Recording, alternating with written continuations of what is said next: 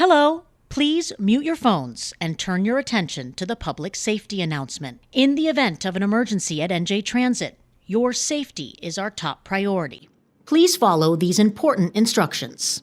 In case of an emergency, announcements will be made over the loudspeaker or by a uniformed police officer. If necessary, CPR will be administered using the defibrillator. Please do not approach the dais. Documents can be presented to staff at the entrance to the boardroom. Please follow the directions of NJ Transit Police and staff. Thank you, and have a safe day. Good morning. I hereby call to order the Board of Directors meetings of the New Jersey Transit Corporation, New Jersey Rail Operations, Inc., New Jersey Transit Bus Operations, Inc., New Jersey Transit Mercer, Inc., and New Jersey Transit Morris, Inc. Please stand for the Pledge of Allegiance. I pledge allegiance to the flag of the United States of America and to the republic for which it stands, one nation, under God, indivisible, with liberty and justice for all.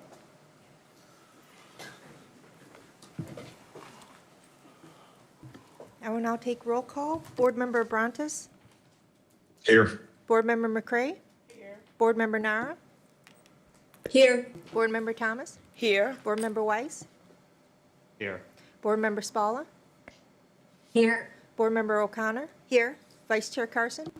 Here. Chair O'Connor. Here. For the record, Board Members Abrantes, Nara, Spalla, and Weiss are participating remotely. Board Member Morocco is absent. This is a meeting of the New Jersey Transit Corporation and its affiliates and subsidiaries. Adequate notice has been provided in accordance with the Open Public Meetings Act and NJ Transit's enabling legislation. Notice was filed on December 4th, 2025 with the Secretary of State and sent to newspapers of general distribution, posted in the main entrance of NJ Transit's headquarters, published on the corporation's website, and sent to each individual agency and organization that requested such notice. May I have a motion to approve the minutes of the November 12, 2025 board meetings? So moved. May I have a second? Second. Any discussion? All in favor? Aye. Aye. Aye. Any opposed? Aye. Motion carried. Suzanne Mack will present the advisory committee report.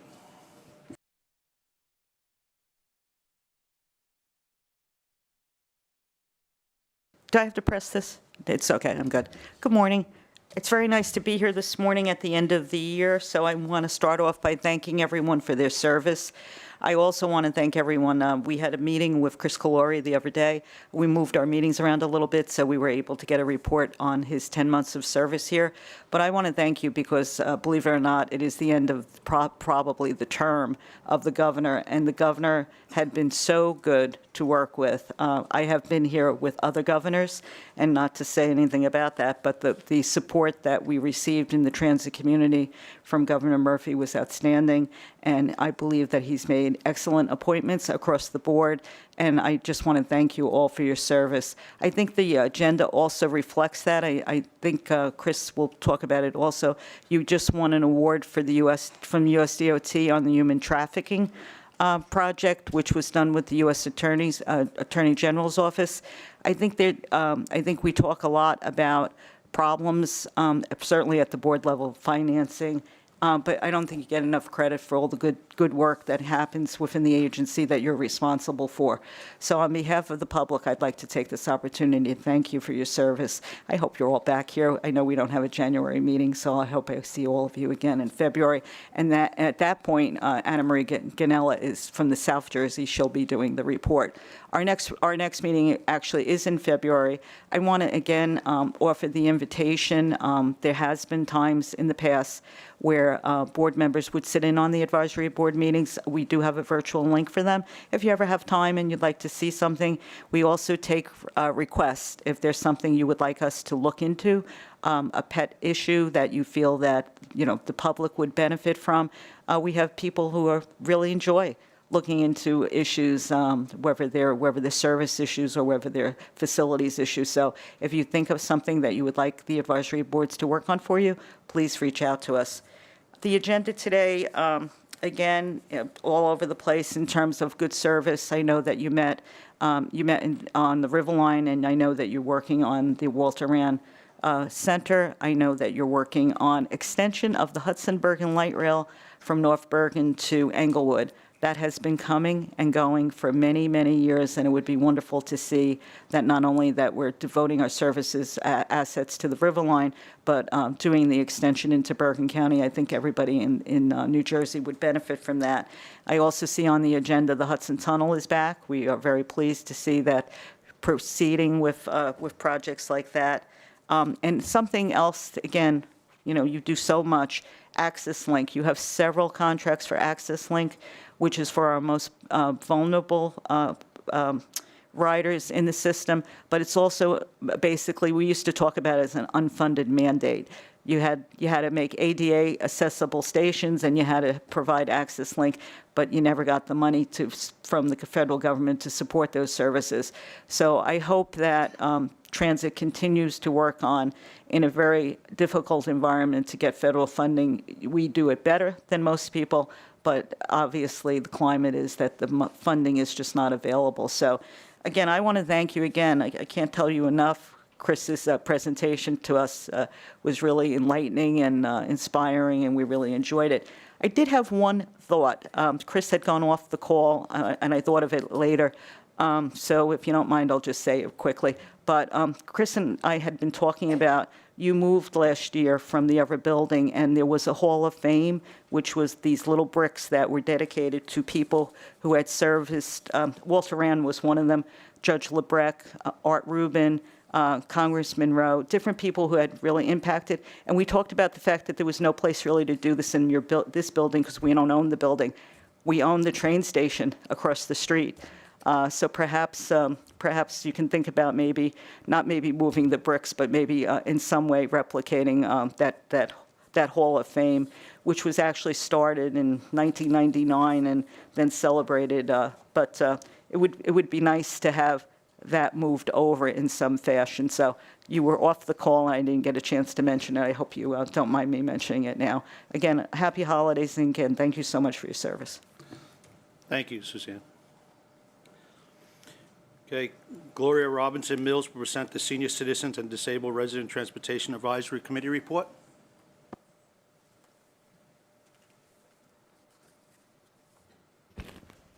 Good morning, everyone. I'm Gloria Robinson Mills, Chairperson of the SCATTERTAC Committee. SCATTERTAC is an acronym for the Senior Citizens and Disabled Residents Transportation Advisory Committee. The following is the semi-annual report to the New Jersey Transit Board of Directors, which summarizes the activities of the SCATTERTAC Committee covering the period of July 2025 through November 2025. Our next meeting will take place on December 22nd, 2025. The year of 2025 has been the most challenging year since the SCATTERTAC inception in 1984. However, despite these challenges, we continue to move forward and adhere to the objectives outlined under our new regulations. The membership governance and education committees have been meeting to fulfill their roles according to the bylaws. In July, the Education Committee coordinated the presentation by New Jersey Transit staff on its bulk sales program, which provided an overview of the ticket purchase options. During this month, local programs and community support staff announced that the SCATTERTAC allocation did not align with the required 8.5% distribution that is outlined in the SCATTERTAC legislation under NJAC 16:78. This concern regarding the proportional compliance with the statutory formula will be clarified and researched by a committee member, and an update will be provided to the committee at a later date.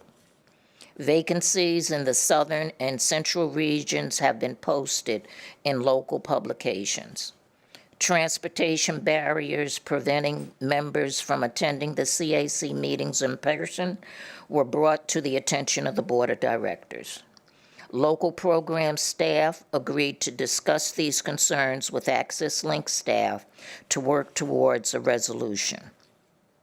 The bylaws subcommittee has been meeting consistently and continues to revise the document.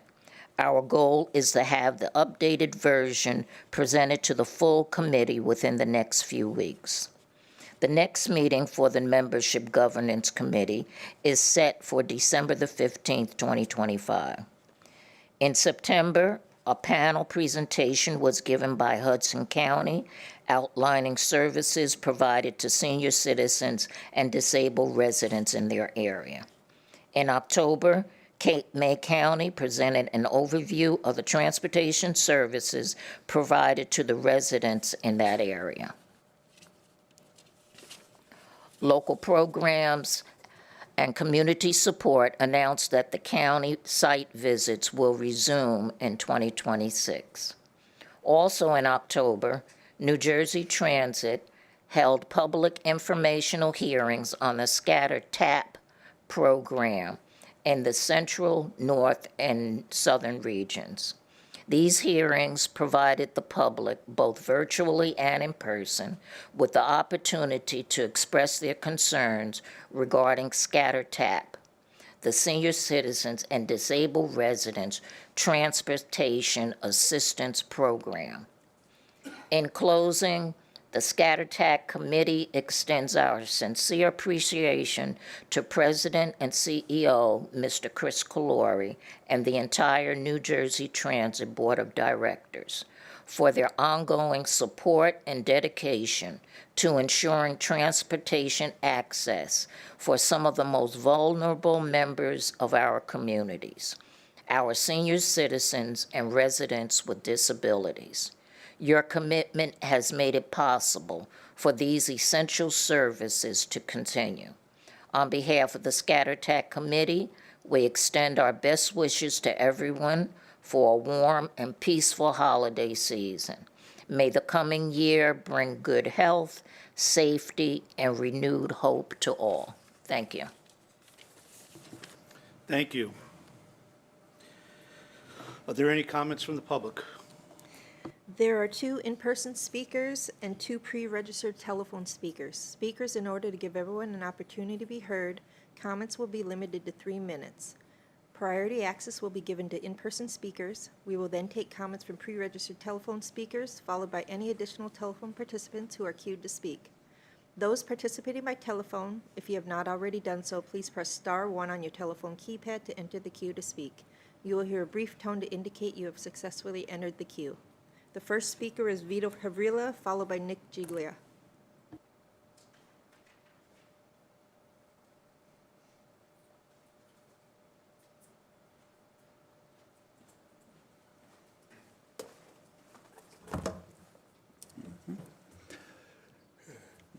Hello, I'm Vito Havrila. I am the Vice Chair and Legislative Director of Lackawanna Coalition.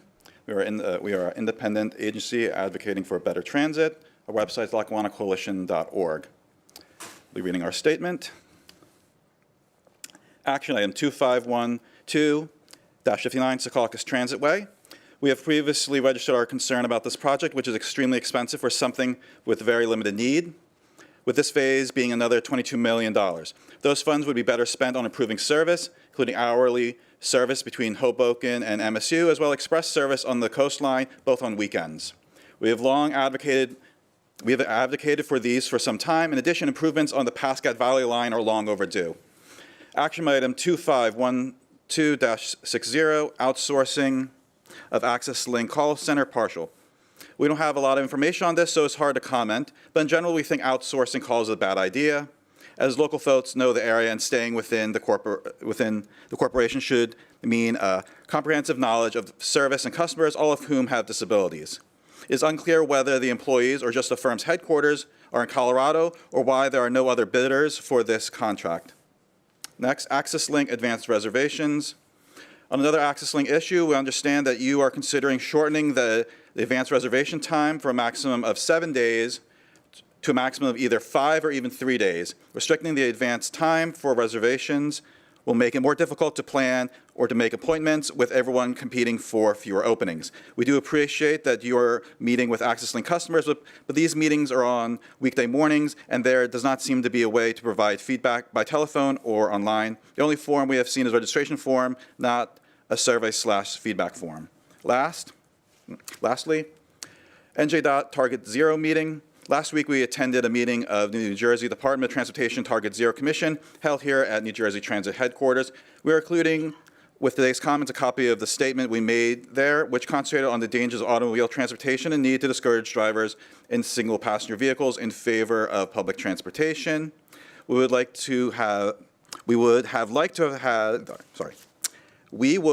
liked more notice of the draft plan's publication or extension of the comment period past the hearing date. Thank you. Thank you. The next speaker is Nick Giglia, followed by the telephone speakers.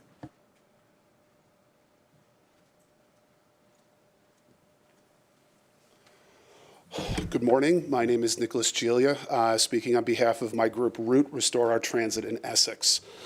So I want to thank the board, first of all, and New Jersey Transit in general for its partnership on the transit survey that Montclair Township has recently released, and Glen Ridge and Bloomfield are soon to follow. We look forward to reviewing those results.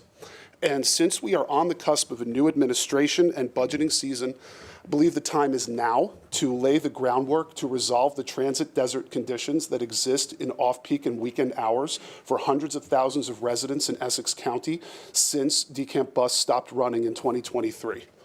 There is a peace of mind that comes from running frequent transit service that riders have, that riders of the former DeCamp territory and the Montclair Boonton line on the weekend have been denied.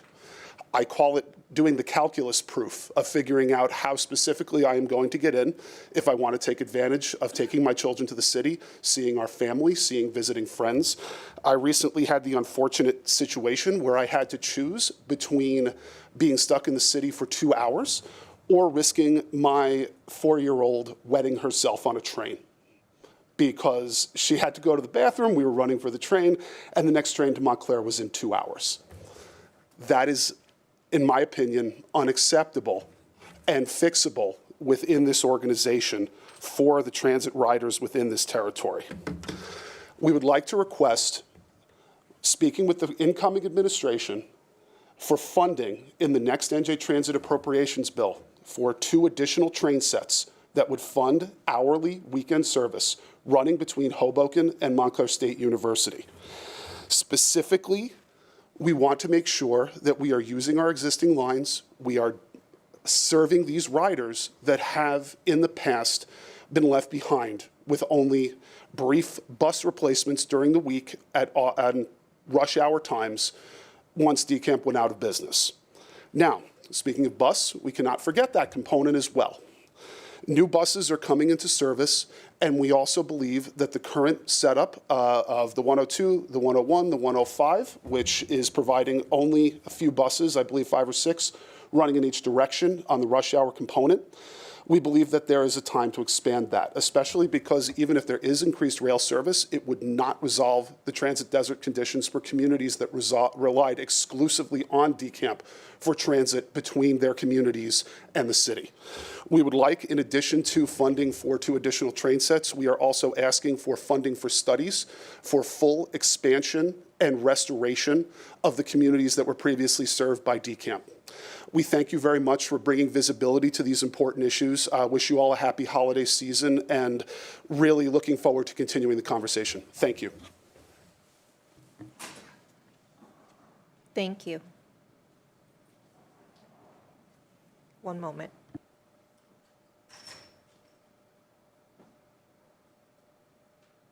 We have one more in-person speaker. Is David Neidenberger in the room? Okay.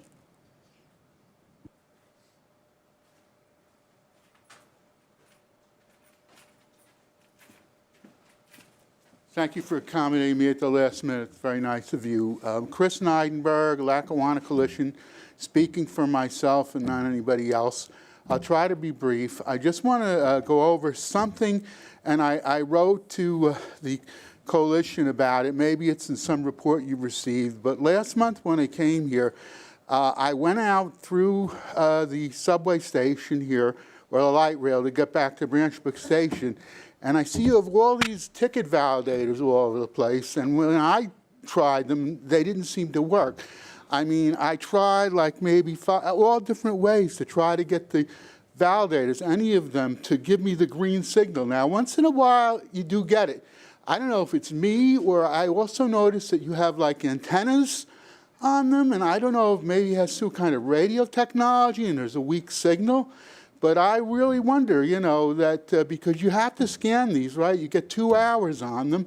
And if you don't, and then if you have a random inspection, which I haven't seen in a long time along the route, you could be cited. So, I mean, I don't know if it's me, but I'll tell you the truth. You know, what I think, actually, to me, it was better, actually, when you had the mechanical machine, because you could just put it right through, and it scanned the time and the date with the purple ink. Now, maybe there's somebody from Transit that has to show me how to use the validators, I don't know. But not only at this station have I had problems, but other places like Grove Street in Bloomfield.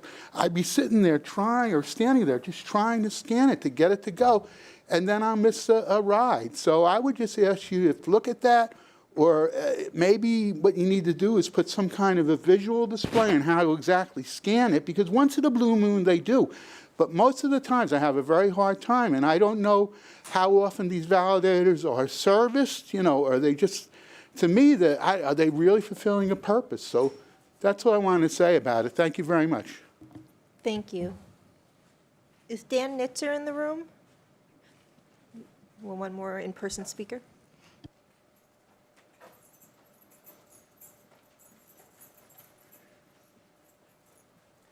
Yes, hello. Thank you all for fitting me in today. I wanted to speak again about the issue of bus electrification. I came to the last meeting, learned a lot about the process. Obviously, you know, as I said last meeting, it's a little bit disheartening to see that NJT has not budgeted more than 9% of buses in the recent purchase orders. I'm sorry, the recent cash clearances for electric buses.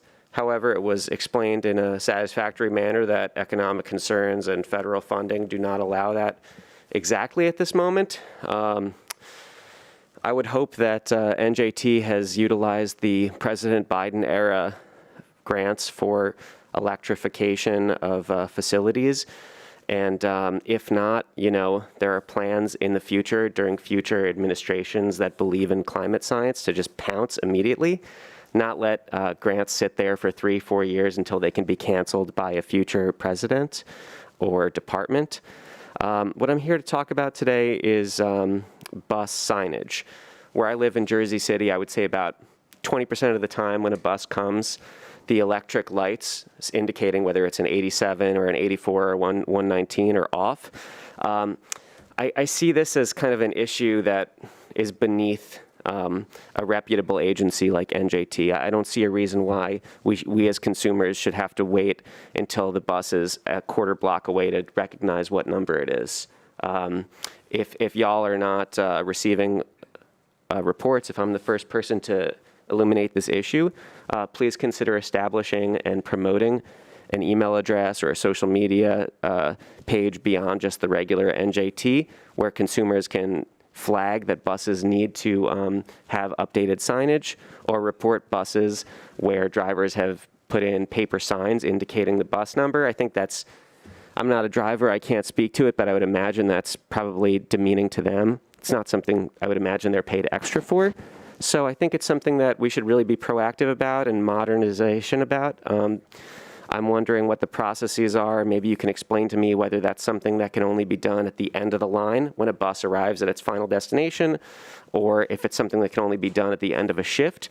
But I think not having like electric signage on every bus in service is beneath NJT, and I would like to see modernization there so that, you know, a bus where a paper signage is telling riders what number bus it is like truly the rarest of exceptions. And 99.9% of the time, it's not an issue. Thank you for hearing my concerns. Have a nice day. Thank you. We'll now move on to the telephone speakers. Operator, please open the floor to public comments by telephone participants. Thank you. As a reminder, if you've not already done so, please press star 1 on your telephone keypad to enter the queue to speak. You will hear a brief tone to indicate you have successfully entered the queue. Each speaker will be given 3 minutes for their public comment. A warning will be provided with 1 minute remaining, and again with 15 seconds remaining. And there are 5 speakers in the queue. Your first public comment is coming from David Peter Allen. David, your line is live and your time will now begin. Good morning. I am David Peter Allen. I am making this statement in a personal capacity, which means I am speaking only for myself and not for anybody else. At the board meeting last month, I received an unpleasant surprise from Gloria Robinson Mills, chair of the Senior Citizens and Disabled Residents Transportation Advisory Committee, ScatterTAC, reminiscent of an incident last summer that is now in the past. I am relieved to report that so far there has been no action on it, and Chairperson Mills did not mention it today. While I am speaking only for myself, I sincerely hope that this event will stay in the past where it belongs, that we can all let bygones be bygones at the committee, and that we can focus our efforts on helping our constituents in the new year, which I believe would be good for everyone concerned. Because I had to change my statement at the November meeting, I did not have enough time to mention some difficulties I have had with bus service. These are old complaints. One was that NJ Transit does not accommodate riders who need to make a bus connection, even to a bus that runs only a few times during the service day. The other concerns information about delays or even cancellations of a bus operated by another carrier but under New Jersey Transit's flag. We have a right to the same information about any bus on a route purportedly running as part of New Jersey Transit, no matter who actually operates it. I was in Hoboken a week ago Sunday, and the doors to the waiting room were wide open. It was really cold in there. I filed a complaint through the customer service office at the station. I was pleased to find this past Sunday that the doors were closed and the waiting room was warm. Somebody listened to me and corrected the problem, and I want to express my thanks for that. There aren't as many trains serving Hoboken today as there were years ago, so it's vital that we have a comfortable waiting room there. Trains between Hoboken and Montclair that connect with the Morrison-Essex line at Newark only run every 2 hours on weekends, while most routes run hourly. Those trains can get very crowded due to the infrequent service.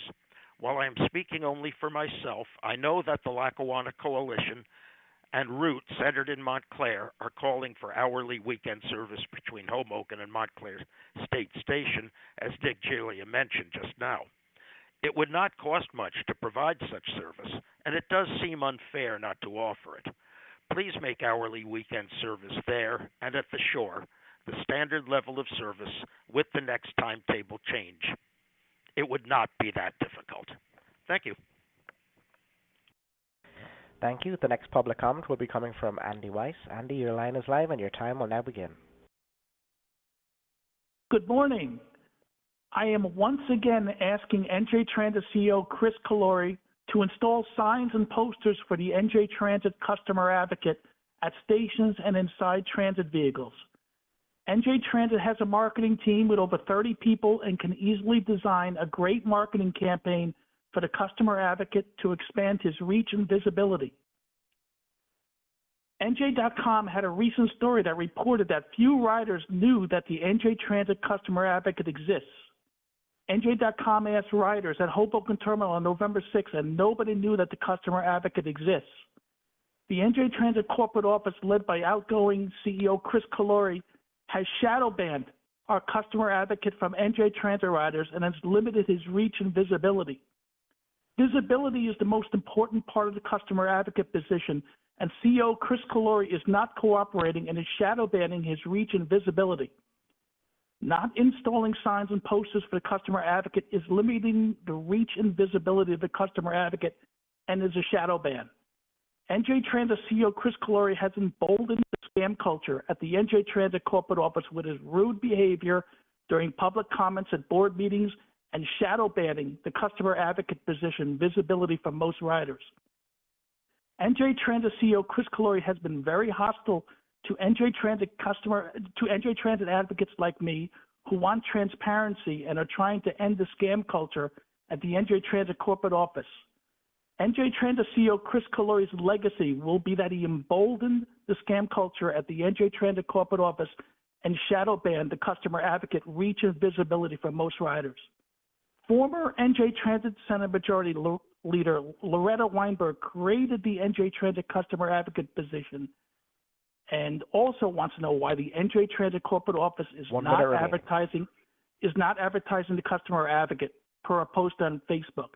The NJ Transit corporate office has a terrible scam culture, and Chris Calori has emboldened bad behavior and scam culture at the NJ Transit. When NJ Transit CEO Chris Calori gets up to speak today, the entire boardroom should get up and leave. I lost respect for Chris Calori because of his lack of care for NJ Transit advocates who want an honest corporate office. I withdraw all my positive comments that I gave CEO Chris Calori when he started.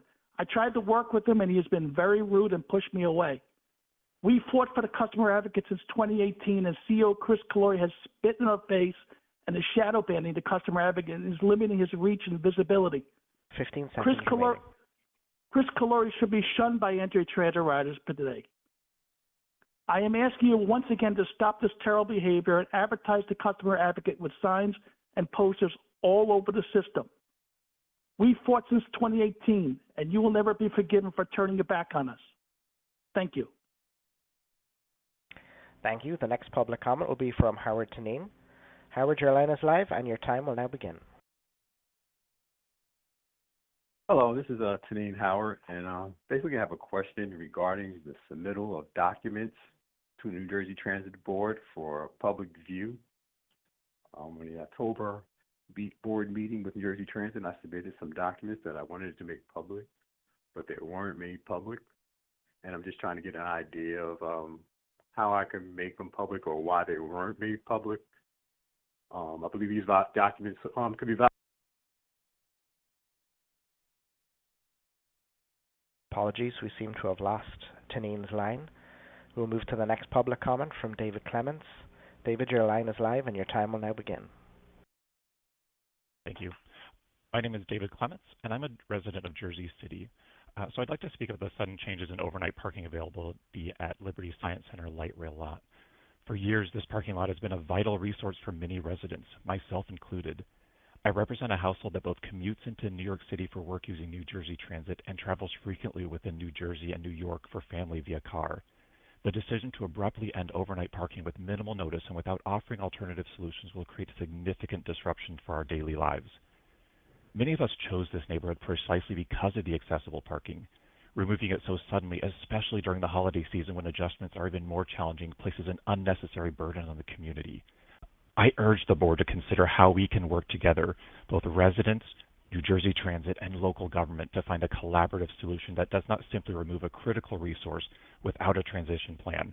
My hope is that we can address this issue with empathy and practicality, allowing time for residents to adapt for viable alternatives to be provided. Even in the last 24 hours, there are dozens of comments in the Jersey City Reddit from concerned residents who do park there. There is no malicious intent to circumvent apartment building parking or street parking. Alternatives simply do not exist, and the lot has become a part of our lives over the years. In closing, I respectfully ask that the board revisit this decision and engage with the community to create a more balanced and considered approach. I believe that by working together, we can find a solution that respects both the needs of New Jersey Transit and the hardworking New Jerseyans who depend on its services. Thank you for your time and consideration. Thank you. And we will go back to Taneen. Taneen, your line is live. You have 2 minutes remaining in your public comments. Hello. Yeah, just to wrap it up, I just want to get a better idea of how to submit documents for public view at New Jersey Transit Board meetings. If I can get some information on that, so I can submit some more documents in the future that could be valuable to help New Jersey move forward with their employment issues in New Jersey. That's it. Thank you. Thank you. The next public comment will be coming from James Sinclair. James, your line is live and your time will now begin. Good morning. My name is James Sinclair, and I'm a Newark resident. I wanted to bring up issues related to the Newark Light Rail line and multiple failures in communication from New Jersey Transit. Just this past Monday, during the evening rush hour, there was no service for over 30 minutes. Typically, trains come every 3 minutes, so this was a major lapse. During this period, there were no notifications in the app, on the website, or on social media. I messaged customer service on Twitter about 20 minutes in, asking what was going on, and I never received a reply. I found out later a train had broken down, blocking all service. The breakdown was never acknowledged, and I never heard back from customer service. Similarly, a few weeks ago, I arrived at Military Park Station on Sunday afternoon and found that one of the outbound entrances was locked. No sign, no information. Again, I messaged New Jersey Transit customer service on Twitter, asking what was going on, and I sent a photo of the locked doors. Maybe someone forgot to open them on that Sunday and they'd been closed all day. Once again, I never heard back. There are also issues with long-term communications. Last summer, and I'm talking about 2024 here, I arrived to the Military Park inbound entrance and the gates were closed. No sign, no information. I messaged the customer advocate and did get a reply. A sign was eventually posted and the website was updated a week or two later, saying the entrance would be closed for maintenance. Well, it's been a year and a half and the southern entrance to the inbound platform is still closed. The notice is no longer posted online. There's no information about why it's closed, what work is being done, and when it will reopen. I've reached out to customer service for information and again, never heard back. Surely someone at New Jersey Transit has a timeline of what's happening there and when the entrance will reopen, and I don't understand why it's not shared with the users of the Newark Light Rail system. Finally, on a separate issue related to communication, I would like to talk about the World Cup. I know NJT is hard at work planning for game day service, and that's great, of course. Here's the thing, though. MetLife will host just 8 games, but people will be coming to New Jersey to enjoy the entire World Cup experience, which is over a month. For much of the world, this is an event where people take off work, and that means folks will be coming to the fan zone at Liberty State Park every day to watch all 104 matches, not just the 8 that are hosted here. And these matches are happening from noon to past midnight. People are making their flight and hotel accommodations now, as the schedules were announced just this last Friday. And people need to know how to get to Liberty State Park from New York City, Newark, and all over the state. So please make sure to publish the information as soon as possible to help people plan their trips and confirm that the Hudson Bergen Light Rail line will be running an enhanced service throughout the event and that residents and visitors will be able to visit Liberty State Park throughout the event. Thank you. Thank you. There were no other public comments at this time. Thank you, public speakers. Are there any board member comments? Megan, Yes. I definitely, I mean, I know staff is taking notes, but I definitely would like somebody to get us a response about what's going on at Liberty Park with the southern gate still being closed and no communication on that. And I know Frank is probably here taking notes as well, but I think customer service does a good job usually, but sometimes things can fall through the cracks, and so some of the responses, the non-responses, I just hope we can tighten up more so people are getting responses, especially if they reach out during on Twitter. If we're making that an option for people, I think we have to be very consistent about our responses, and maybe there was something going on at that time, but people do get frustrated, especially when there are delays with the trains or no-show trains. So we're always looking to improve our service, and so if staff can just look into that. And as far as the World Cup is concerned, I know staff here is working around the clock on this, and as soon as we do have information, I'm sure it'll be posted, but the sooner the better. I agree. I've also been contacted by friends and family who are planning on coming not only from other parts of the country but from abroad, and I think we are going to be inundated, and it'll be a wonderful thing for the state. But I think we also should make everybody feel comfortable that they're getting as much information as possible as soon as we can reliably put it out. But that's it. Thank you. Thank you. Are there any additional board member comments? Okay. Chris? Thank you, Mr. Chairman. Indulge me a little bit today, will you please? This is my year-end report. I usually don't like to take a lot of your time because I know how busy the board members and the public are, but just give me a few minutes to sort of walk you through the last 11 months and how we've thought about our mission and what we've done in the last 11 months. But before I do, Mr. Chairman and board members and the public, I want to wish all of you a happy holiday. We have a lot to be thankful for, and I know there are some who are not in the best place. We wish them well, but for the community at large, I want to wish everybody a happy and a healthy holiday. I want to address Mr. Sinclair first, and Board Member Nara. We will definitely look at the military park issue and make sure we have an answer on that. But as you know, on FIFA, the teams were just picked last Friday. January 15th, we have a full briefing for the public and the press on exactly how you can get the tickets and what the plan is for the overall system. So we appreciate everybody's enthusiasm and excitement. We don't put stuff out unless we have thought through what the implications are. We will do it at the right time. I think January 15th is when people should expect us to do that. I rarely read from notes, but Anthony gets mad when I don't read, so I'm going to read for you, Anthony. So, there are three broad areas that we focused on in January.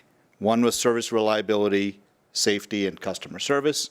Second was fiscal efficiency and outlook. And third was rolling stock and capital projects. I want to touch on all of them if it's okay. On reliability, safety, and customer service, we took a pretty broad approach. We think new fare gate technology, new devices, both on our buses and with our ticket collectors with mobile validation devices, was very important to update, and we're in the process of doing that. And that helps us both on fare collection, ease, but also making sure we actually collect the fares that are due. One of the first things that I focused on, you see them today in our stations, are care ambassadors.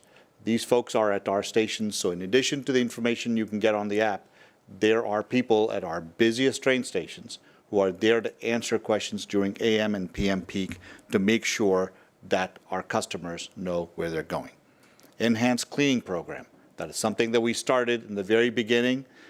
Look, these are stations that are used a lot. Newark Penn Station, we have 90,000 people that go through that every single day. It gets a lot of use, but we think it's important when it opens for business and throughout the day, it stay clean, and our folks are doing an amazing job. Evan Wise, who's on our train, Evan, I hope your train is on time. Good. He was instrumental in making sure we get this homeless initiative called Gateway to Hope, which was an initiative to make sure we take our unhoused, and especially at Penn Station, with the help of our corporate partnership, and really give them the help they need. We have engaged 1,234 individuals since we've unveiled the program. We've provided transportation for 242 people, and we have found permanent housing for 86 folks. That's just in the last 6 months. So we have a lot more work to do, but it is happening. Multi-level windows. We have about 400 cars that have to be fully replaced. We said we would do 100 by the end of this year. We're already up to 120 cars, and it is moving on very well. We said Riverline transition is an important thing for this agency to provide more reliable service. That is on track. We are planning on taking over the service sometime the spring of 2026. The settlement of the BLET strike was an important moment for this organization.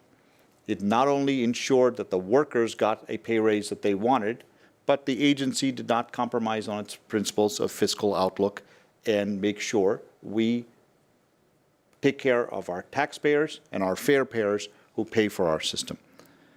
We think if you look at on-time performance, it's a metric I obsess about every single day.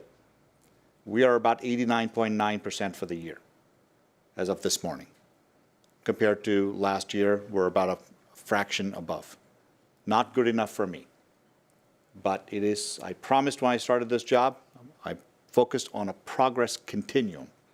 The goal is to keep making progress, But it is not unreasonable in an environment where 60% of the rolling stock, 6-0, was made in the 1970s and 80s, that we have an on-time performance challenge. Of course we're going to have mechanical problems. That's why this board has done a remarkable job of giving us the ability to order new rail cars. But I want to talk about my friends in Amtrak for a second. They are important partners. In fact, they worked so well with us this year to make the improvements on the Northeast Corridor, so we didn't have some of the catenary issues that we saw the summer before. But it is a fact that when we don't include Amtrak problems, our on-time performance goes from 89.9 to almost 94%. That means something to us. That means more trains can be reliable, more trains can get to their destination on time. In fact, this morning at 5:50, I had a call on the M&E corridor because a contractor from Amtrak made a mistake, and that had our M&E train stuck on the trains for an hour plus. Not acceptable. And my friend Roger Harris, who runs Amtrak, I know is committed to fixing these problems. I'm the first person, I've said this from the first day, if there's mechanical problems, my fault. If there's infrastructure problems on the Northeast Corridor, you have to understand it is not our fault. But that doesn't mean we don't work to solve it, but we have to distinguish this. Facts matter. I know we live in a post-truth world. I know it's convenient to sort of put a tweet out or call people names. It's easy. That's the easiest part to do. But what is hard to do is to be beholden to facts. Truth matters. So when we say we care about on-time performance, we care because we care about our customers, but we have to make sure we apportion the responsibility on the parties that are responsible. Fiscal outlook. Another area I said I was going to commit to. The land plan, which I'm so proud of the team that put this together, we said we need a self-help strategy. We can't always be looking for money from the state of New Jersey. We said we're going to put a plan forward that's going to raise $1.9 billion over the next 30 years for New Jersey Transit, $14 billion for the state of New Jersey, and $1.4 billion for the municipalities in the New Jersey. In order to do that, we have to be able to develop transit-oriented developments, commercial developments, and a whole host of other projects, like the Horizon building we just put out as for RFP with Horizon a few days ago. If you do that and you give us the ability to do it, we could raise up to $60 million a year. That is 6% fare increase. But in order to do that, we need the cooperation of the municipalities, we need the cooperation of the legislature, and many other entities. But we have a pathway. We don't just sit there and say, give us money. We are meaningful contributors to a problem that exists in every railroad in the world. And I'm saying we have put forward a proposal that is extraordinary in its depth and breadth, and we ought to take it seriously. And I know for a fact the incoming governor takes it very seriously.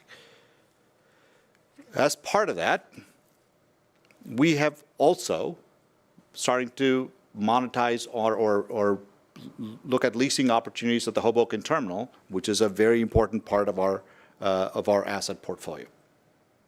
I want to move to rolling stock for a second. I talked about it for a brief second before, but allow me another minute.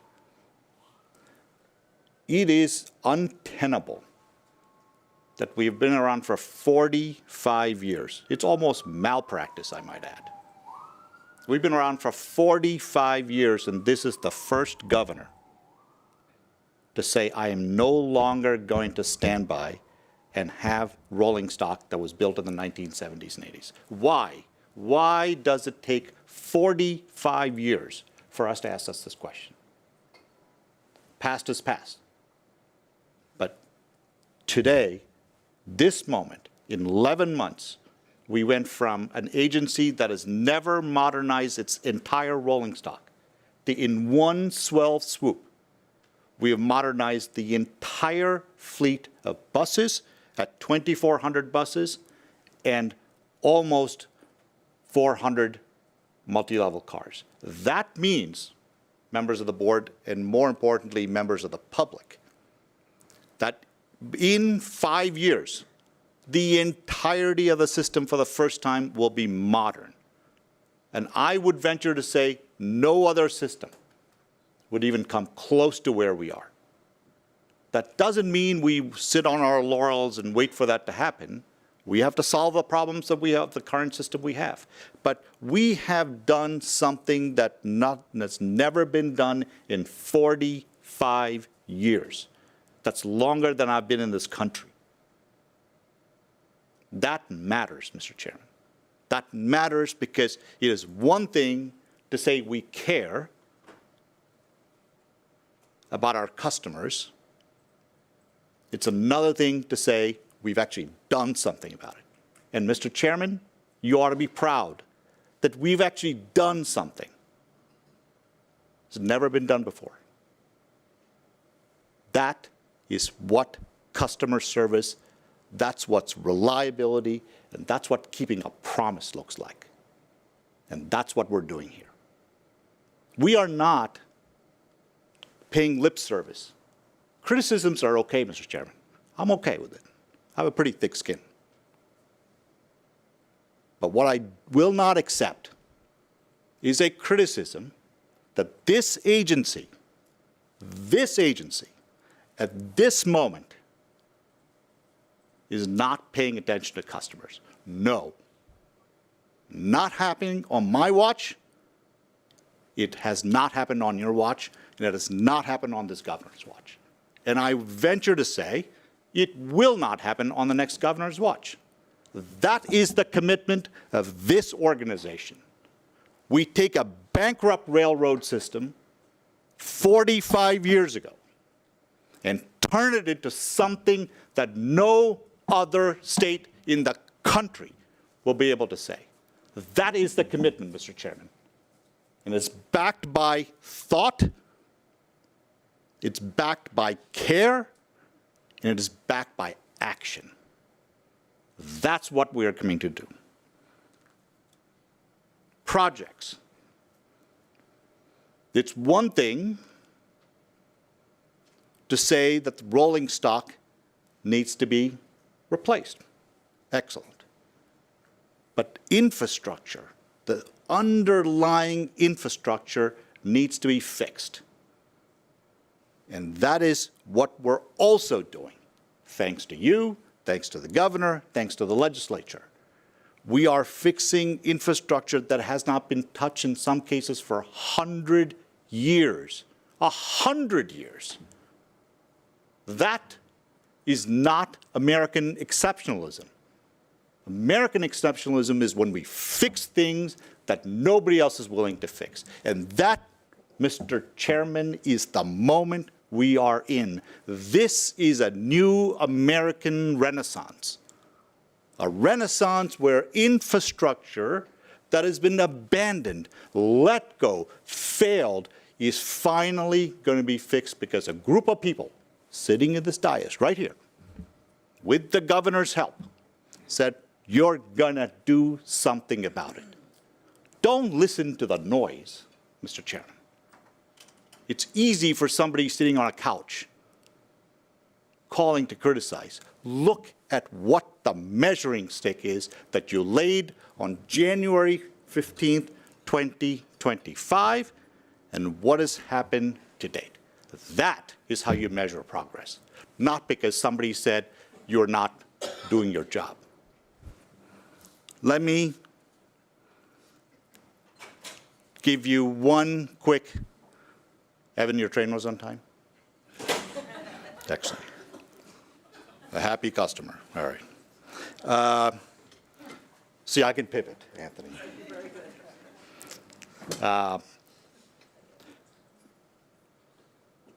The other thing I want to quickly focus on is while you're impairing infrastructure, it is going to have an extraordinary impact on people. In January, we're going to brief the public and the board on a very big cutover of the Portal North project. It is a monumental moment. It is the moment at the end of that cutover, we will be able to run trains on the new part of the bridge one track. But in order to get there, it's going to require sacrifice. We're going to communicate that sacrifice to you and the public transparently, no later than January 10th.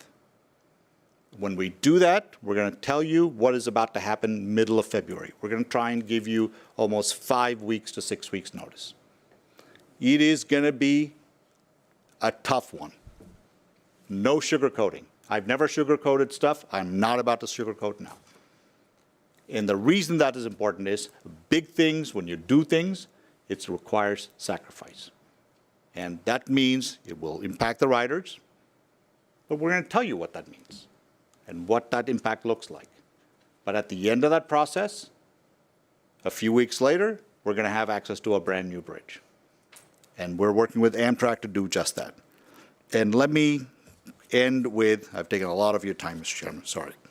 Let me end with 2 issues. One is fare collection, and 2 is FIFA.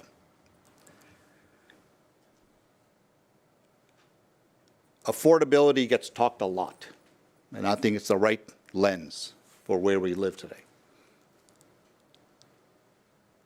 It is one thing to say that the price of something is unaffordable, but it is another thing to ignore the fact that we cannot afford not to collect a price that has been set. We lose $80 to $90 million a year in fare evasion on the system. We're not MTA. MTA loses $1 billion a year. But that, Mr. Chairman, is 9% fare increase, roughly. A 9% fare increase is lost on the system every single year. We have a compact, you see. We have a compact between us and the riders. We will run a system. In return, we expect people to pay. That is the compact. The goal is maybe I'll pay, maybe I'll try to wait for the conductor to show up and not pay. That, my friends, is not an option. It is not right. It is not right to all those people who pay to ride the system so a few people can scam their way out of the system. We have an obligation to do our jobs too. Our ticket collectors have to collect the tickets, and we've talked to our folks about it. And sometimes, when I'm on the trains, legitimately the trains are overcrowded and it is hard to collect a ticket. I understand. But wouldn't it make life a little easier if people activate their tickets? Isn't that hard to ask? So what we're doing is we're blitzing these stations. I don't want to hear people complain that we're collecting tickets. That is our job. Failure to do it is malpractice on our part. But it is the job of our customers to pay for the service. If there is a cancellation, if there is a genuine inconvenience where they never were able to take the train in the 2 hours allotted after they activated a ticket, call me and we'll work out. But what you can't do is to say, I'm not going to activate my ticket and hope and pray that somebody doesn't collect my ticket. That isn't fair. That isn't right. That is how we will never get to a system that is reliable. And let me end with FIFA.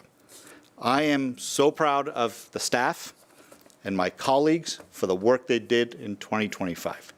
And I know there's a lot of work to do and a lot of work that has to happen in order for 2026 to go forward.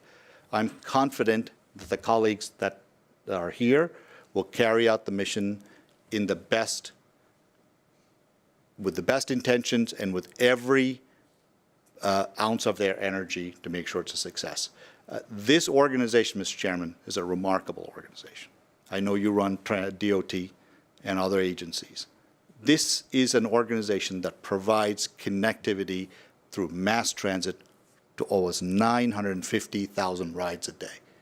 That's what makes this state thrive, and we are a foundation of that economic principle that makes the state go. The people working here, despite the challenges we've talked about today, put their hearts and soul into this place. I see it every day. I don't sit in the ivory towers and hope that the system goes. I ride the system every day. I see it. Do we get it right? Of course not. Do we have a lot of things to fix? Absolutely. But to say somehow that this organization, the people that work here, are not dedicated to the mission is flat out misunderstanding what these folks are about. From my friend who cleans Penn Station every single morning, I see him, to our police, to our bus drivers, to our train folks, and to our administrative staff. This is a remarkable organization, and we should be the ones that really ensure that its power and its position in the state continues. And I can't thank you enough, Mr. Chairman, and the board members and the governor for the extraordinary commitment you've made to take us from a bankrupt railroad 45 years ago, and you've now put this organization on a path to become the most modern transit agency in the country. Thank you, Mr. Chairman. Thank you, Chris.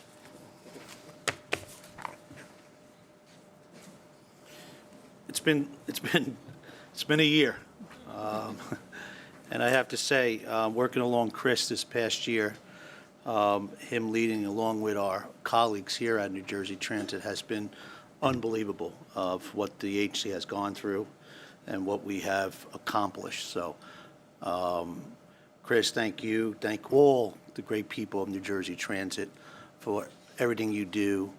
It's just truly a remarkable job. With that, Board Member O'Connor will present the Operations and Customer Service Committee report. Thank you, Chair. The Operations and Customer Service Committee received an update on trends, analysis, and actions for rail, bus, light rail, and Access Link, an update from the Customer Advocate, and an update on the cost of service. That concludes my report. Thank you. Thank you. Vice Chair Carson will present the Administration Committee report. Thank you. The Administration Committee received a financial update, and this included a summary of operating results compared to previous year's comparable period and fiscal year 26 budget, 12-month farebox revenue compared to budget, and major balance sheet items. Additional information was provided as part of the agenda materials, including the cost of service, key performance indicators, 12-month farebox recovery, history of vacancies, attrition and hires, ridership and revenue, and a monthly budget to actual comparison for October 2025. The committee also received updates from Human Resources and Equal Employment Opportunity and Affirmative Action. That concludes my report. Thank you. Board Member Wise will present the Capital Planning, Policy, and Privatization Committee report. Thank you, Chair. The Capital Planning, Policy, and Privatization Committee reviewed the board items for execution of contract 0000116 for the provision of Access Link service in Region 4, which includes Mercer, Middlesex, Monmouth, and Northern Ocean counties. Provision of additional funding for authorization for contract 20-084 for the provision of Access Link service in Region 4, Mercer, Middlesex, Monmouth, and Northern Ocean counties. Also, change order number 2, information technology, award of contract 10 to Cognizant Technology Solutions, U.S. Corporation for subscription license and implementation of Oracle Human Capital Management, HCM suite, and NJ Transit resolution authorizing entering into an amendment to the supporting or executing partner agreement for funding the purchase of real property interests for the Hudson Tunnel Project and authorizing the purchase of various property interests for the Hudson Tunnel Project. That concludes my report. Thank you. Board Member Nara will present the Safety Committee report. Thank you, Chair. The Safety Committee received a comprehensive update on key safety performance indicators, or KSPIs, for rail, light rail, bus, Access Link, and construction safety. comparing performance through the first 3 quarters of 2025 to the same period in 2024. Agency Safety Management highlighted continued efforts to advance education, outreach, operational oversight, and community engagement across all modal areas, with a particular focus on high-risk behaviors and preventable events. In the 3rd quarter of 2025, the Safety Education Program, or SEP, delivered 50 high-impact presentations, reaching 3,537 students and community members across 26 elementary schools, 8 middle schools, 9 high schools, and 7 adult or community organizations. Special SEAT, Safety Education Awareness Training Programs, delivered 7 tailored sessions serving 126 students with special needs. Then Chief Trusillo briefed the committee on outreach efforts across the state at transit facilities. The chief also discussed the deployment of Narcan during the month of November. And finally, the chief briefed the committee on the progress of the 2026 FIFA World Cup planning and recent training for FIFA.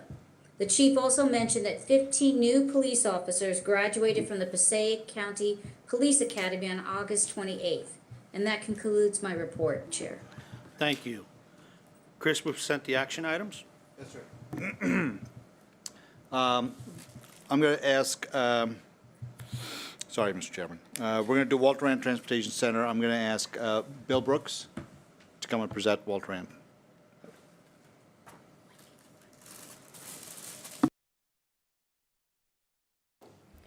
We're presenting for approval item 2512-56, authority to enter into a master agreement with the Camden County Improvement Authority for the redevelopment of the Walter Rand Transportation Center in Camden, New Jersey. Authorization is requested to enter into a master agreement between and among New Jersey Transit and the Camden County Improvement Authority, by which New Jersey Transit will fund a not-to-exceed amount of $250 million for the redevelopment of the Walter Rand Transportation Center. Authorization is also requested to enter into funding agreements for each project phase prior to commencement of that phase for a total amount not to exceed $250 million, subject to the availability of funds. We ask for your approval of item 2512-56. May I have a motion to approve Board Item 2512-56? So moved. May I have a second? Second. Any discussion? Megan, please take a roll call vote.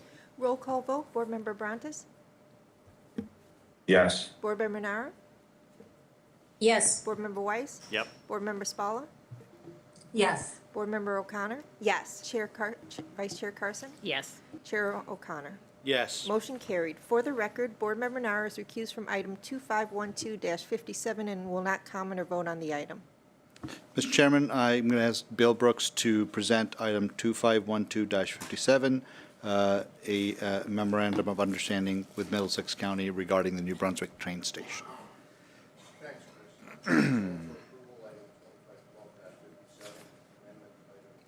2212-91, memorandum of understanding with Middlesex County Improvement Authority for the New Brunswick train station.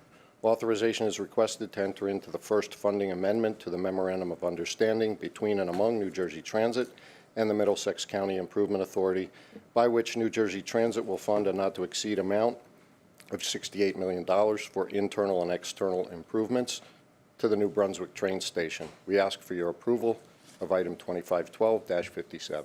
May I have a motion to approve Board Item 2512-57? So moved. May I have a second? Second. Any discussion? Megan, please take a roll call vote. Roll call vote. Board Member Brontes? Yes. Board Member Nara? Wait, no, she's Oh, recused. sorry. I Well, apologize. present but not voting. Board Member Weiss? Yes. Board Member Spalla? Yes. Board Member O'Connor? Yes. Vice Chair Carson? Yes. Chair O'Connor? Yes. Motion carried. Mr. Chairman, I'm going to ask Bill Brooks to present 2512-58, an item regarding the Secaucus Meadowlands Transitway Phase 2. All right, thank you.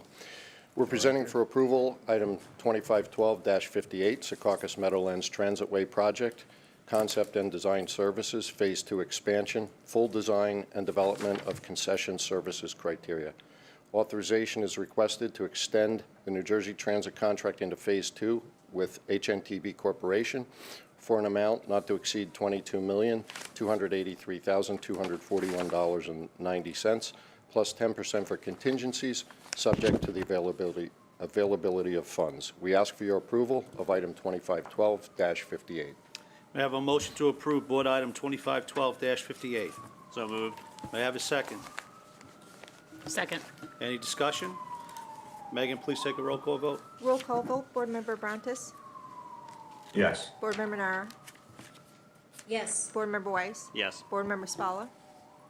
Yes. Board Member O'Connor? Yes. Vice Chair Carson? Yes. Chair O'Connor? Yes. Motion carried. Mr. Chairman, I'm going to have Mike Kilcoyne talk about Access Link, which is item 2516-59. Thank you, Chris.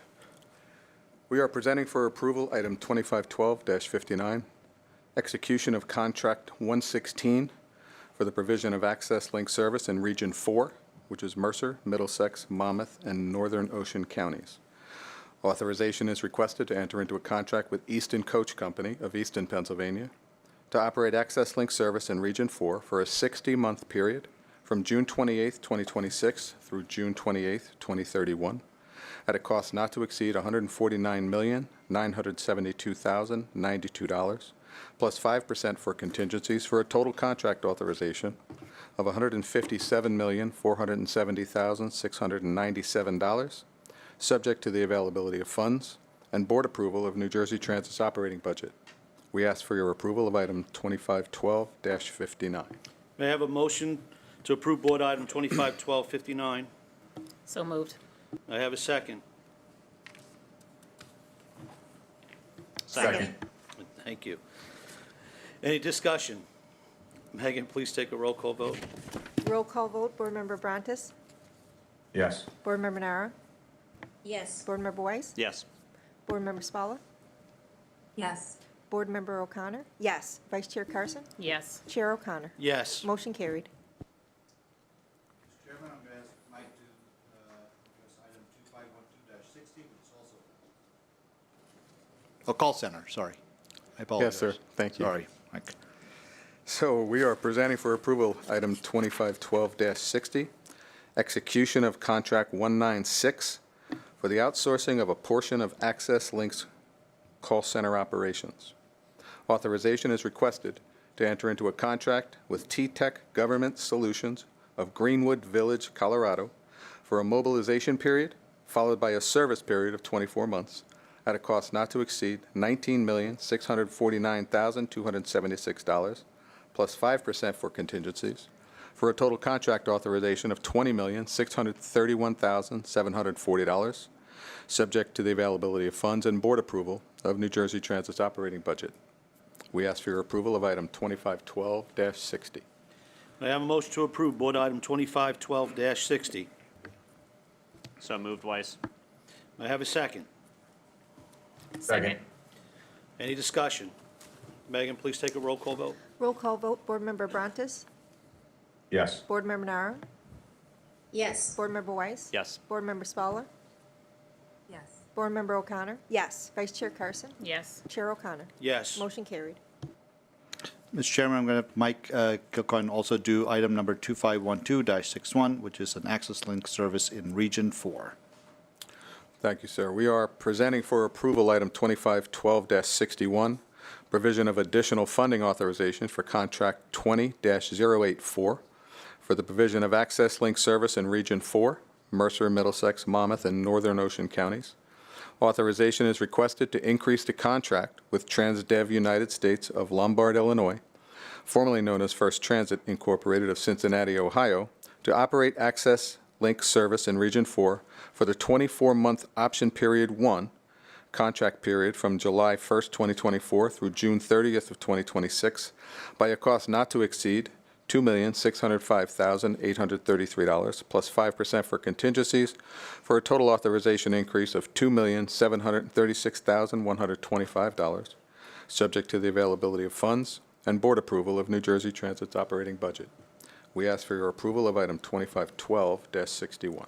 May I have a motion to approve Board Item 2512-61? So moved. May I have a second? Second? Any discussion? Megan, please take a roll call vote. Roll call vote, Board Member Abrantes? Yes. Board Member Nara? Yes. Board Member Weiss? Yes. Board Member Spalla? Yes. Board Member O'Connor? Yes. Vice Chair Carson? Yes. Chair O'Connor? Yes. Motion carried. For the record, Board Member Weiss is recused from item 2512-62 and will not comment or vote on the item. Mr. Chairman, I'm going to have Jignasa Desai McCleary present item 2512-62, an item dealing with healthcare benefits for New Jersey Transit employees. We are presenting for approval item 2512-62, one-year extension of New Jersey Transit contract number 1730RA with Horizon Blue Cross Blue Shield of New Jersey for administration of medical benefits. Authorization is requested to extend the contract with Horizon Blue Cross Blue Shield of New Jersey for a period of 1 year beginning January 1st, 2026 and ending December 31st, 2026 for an amount not to exceed $4.5 million. We ask for your approval of item 2512-62. May I have a motion to approve Board Item 2512-62? So moved. So moved. So moved. May I have a second? Second. There we go. Any discussion? Megan, please take a roll call vote. Roll call vote, Board Member Abrantes? Yes. Board Member Nara? Yes. Board Member Spalla? Yes. Board Member O'Connor? Yes. Vice Chair Carson? Yes. Chair O'Connor? Yes. Motion carried. Mr. Chairman, I'm going to ask Jignasa also to do item 2512-63, a information technology procurement.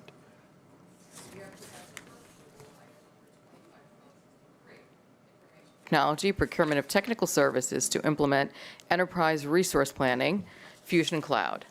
Authorization is requested to enter into a contract with a new implementation partner using the remaining previously authorized funds to maintain project momentum and ensure a successful transition to Oracle Fusion Cloud. We ask for your approval of item 2512-63. May I have a motion to approve Board Item 2512-63? So moved. May I have So a moved. second? Second? Second. Any discussion? Megan, please take a roll call vote. Roll call vote, Board Member Abrantes? Yes. Board Member Nara? Yes. Board Member Weiss? Yes. Board Member Spalla? Yes. Board Member O'Connor? Yes. Vice Chair Carson? Yes. Chair O'Connor? Yes. Motion carried. Mr. Chairman, I'm going to have Jignasa also do item number 2512-64, a resolution dealing with Express Scripts Holding Company.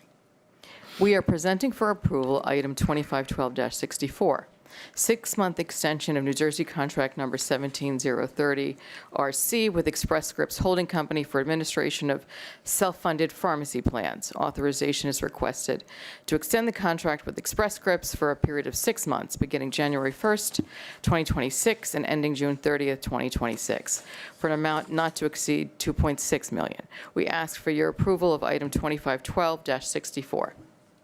May I have a motion to approve Board Item 2512-64?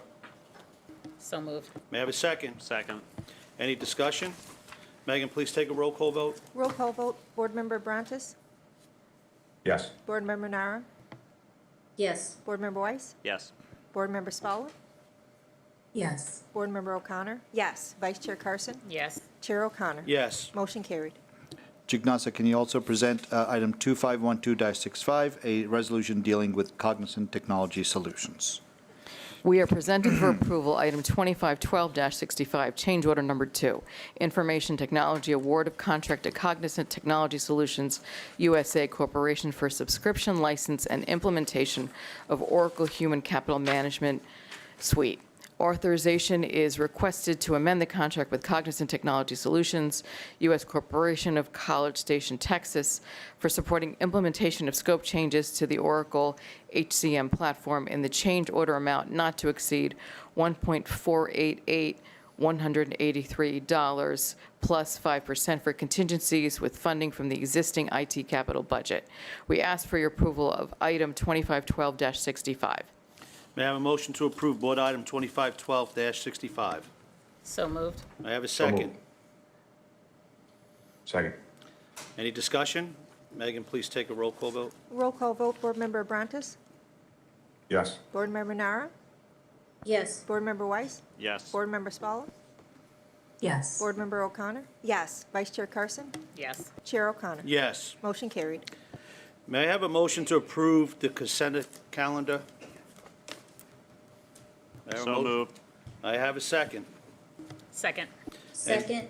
Any discussion? Megan, please take a roll call vote. Roll call vote, Board Member Abrantes? Yes. Board Member Nara? Yes. Board Member Weiss? Yes. Board Member Spalla? Yes. Board Member O'Connor? Yes. Vice Chair Carson? Yes. Chair O'Connor? Yes. Mr. Chairman? Motion carried, and then Chris wants to say something. Mr. Chairman, before you go to executive session, I wanted to make one quick announcement. This reflects the work that we did with our customer advocate, Frank. He came up with the idea of reintroducing the FlexPass, which allows for a 20-trip ticket at a 15% discount off regular one-way fares, and it'll be good for 30 days. So, Frank, thank you. Thank you for pushing for this, and we believe it's a really good policy, and we're introducing it again. Thank you. Before we adjourn to the executive session, I want to let the public know we will return to adjourn the meeting, but no further business will be conducted. May I have a motion to enter into executive session, discuss personnel matters, contract negotiations, the status of pending anticipated litigation, and matters falling with the attorney-client privileges, including but not limited to the personal injury claim of Milagros Carabello. May I have a motion? So moved. May I have may I have a second? Second. Any discussion? Megan, please take a roll call vote. Roll call vote, Board Member Abrantes? Yes. Board Member Nara? Yes. Board Member Weiss? Yes. Board Member Spalla? Yes. Board Member O'Connor? Yes. Vice Chair Carson? Yes. Chair O'Connor? Yes. Motion carried.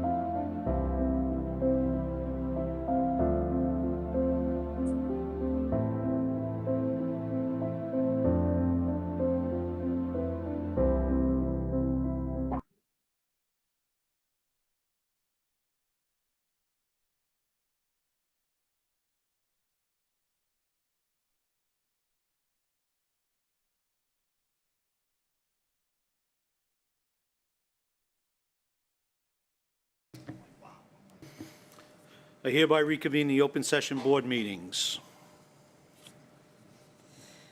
I will now take roll call. Board Member Abrantes? Here. Board Member Nara? Here. Board Member Weiss? Here. Board Member Spalla? Here. Board Member O'Connor? Here. Vice Chair Carson? Here. Chair O'Connor. Here. Since there's no further business, may I have a motion to adjourn the meeting? May I have a second? So moved. Second. Any discussion? All in favor? Aye. Aye. Aye. Any opposed? Motion carried. Meeting adjourned. There we go. Just in case I